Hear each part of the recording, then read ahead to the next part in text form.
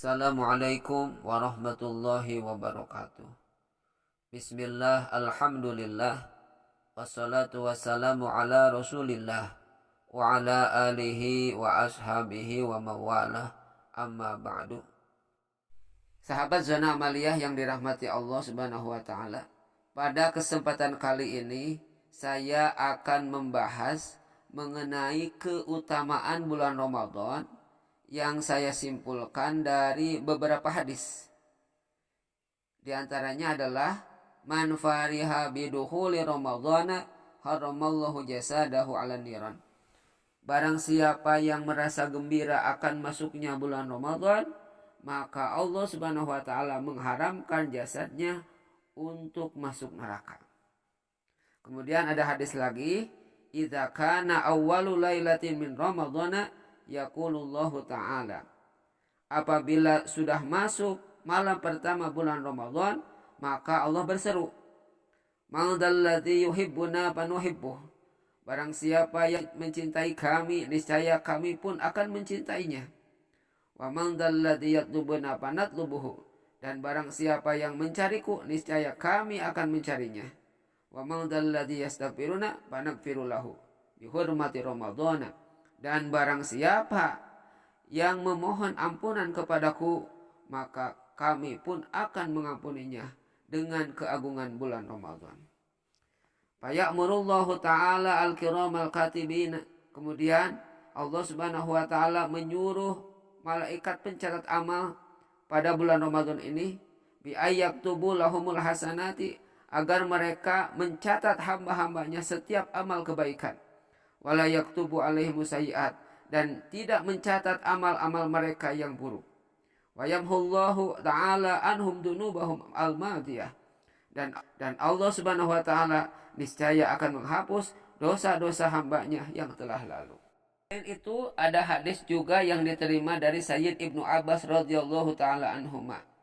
Beliau mendengar hadis dari Nabi Muhammad SAW yang berbunyi, lau ta'lamu ummati ma fi ramadhana latamannau an takuna sanatu kulluha Ramadan. Andai kata umatku tahu apa-apa yang ada di dalam bulan Ramadan dengan keunggulannya bulan Ramadan, niscaya mereka akan mengharapkan seluruh tahun itu semuanya bulan Ramadan, tidak ada bulan-bulan yang lainnya. Kenapa demikian? Karena sesungguhnya dalam bulan Ramadan itu setiap kebaikan akan dikumpulkan, setiap taat akan diterima, dan setiap doa akan dikabulkan oleh Allah. Sementara setiap dosa akan diampuni, dan surga pun akan dicetak ataupun disiapkan untuk orang-orang yang melaksanakan puasa di bulan Ramadan. Ada hadis Nabi yang menyatakan bahwa surga itu dipersiapkan hanya untuk 4 golongan, yakni orang yang membaca Al-Quran, orang yang menjaga lisan, orang yang memberi makanan kepada orang yang lapar, dan yang terakhir adalah orang yang berpuasa di bulan Ramadan. Diriwayatkan dari Sayyid Ibnu Abbas radhiyallahu ta'ala anhuma bahwa apabila datang hari pertama bulan Ramadan, maka datanglah angin kencang di bawah aras yang dinamai dengan angin masyirah. Angin tersebut menggerakkan daun-daunan di surga sehingga terdengarlah suara yang sangat menggema, yang belum pernah terdengar sebelumnya akan indahnya suara tersebut. Kejadian tersebut dilihat dan disaksikan oleh para bidadari seraya berkata, Allahumma ij'al lana fi hadha syahri min ibadika azwaja.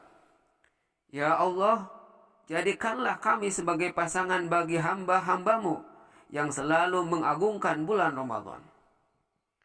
Maka setiap orang yang berpuasa di bulan Ramadan akan dipasangkan nantinya dengan bidadari-bidadari tersebut.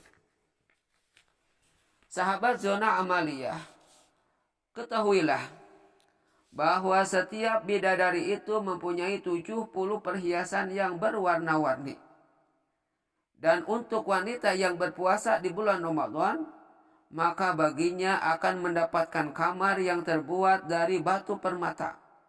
yang berwarna-warni serta dihiasi dengan intan berlian. Dan dari setiap kamar itu ada 70 ranjang dan 70 warna-warni jenis makanan.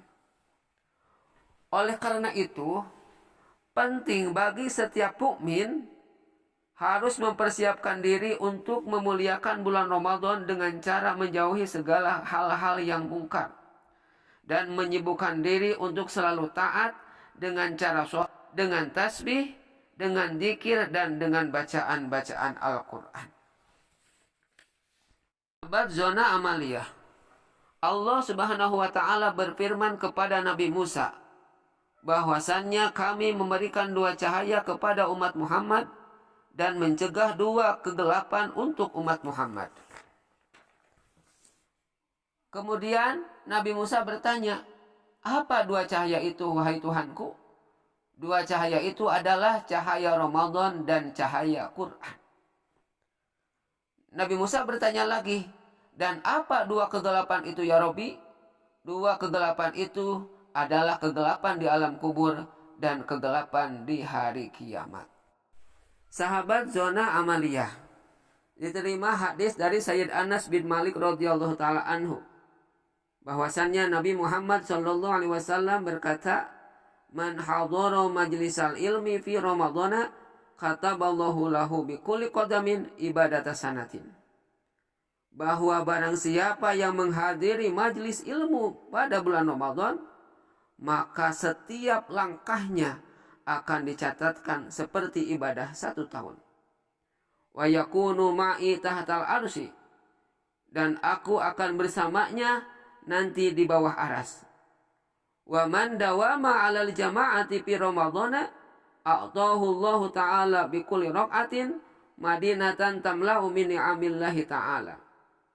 Barang siapa yang selalu berjamaah pada bulan Ramadan, niscaya Allah akan memberikan setiap rakaatnya sebuah kota yang dipenuhi dengan kenikmatan-kenikmatan dari Allah Subhanahu wa taala. Wa man barra bi walidayhi fi ramadhana yanalu nadrallahi birrahmah. Barang siapa yang berbuat baik kepada orang tuanya pada bulan Ramadan, niscaya dia akan dilihat oleh Allah dengan penuh kasih sayang. Wa ana kafilun fil jannati, dan saya bertanggung jawab untuknya untuk masuk surga. Wa ma min imra'atin tatlubu ridha zawjiha fi ramadhana illa walaha sawabu Maryam wa Asiyah. Dan tidaklah setiap perempuan yang mencari ridha suaminya pada bulan Ramadan terkecuali baginya akan mendapatkan pahala Siti Maryam dan Siti Asiyah. Wa man qadha hajata akhi al-muslimi fi ramadhana qadallahu ta'ala lahu alfa hajatin yaumal qiyamah. Dan barang siapa memenuhi kebutuhan saudaranya yang muslim pada bulan Ramadan, niscaya Allah akan memenuhi kebutuhannya 1000 kebutuhan pada hari kiamat.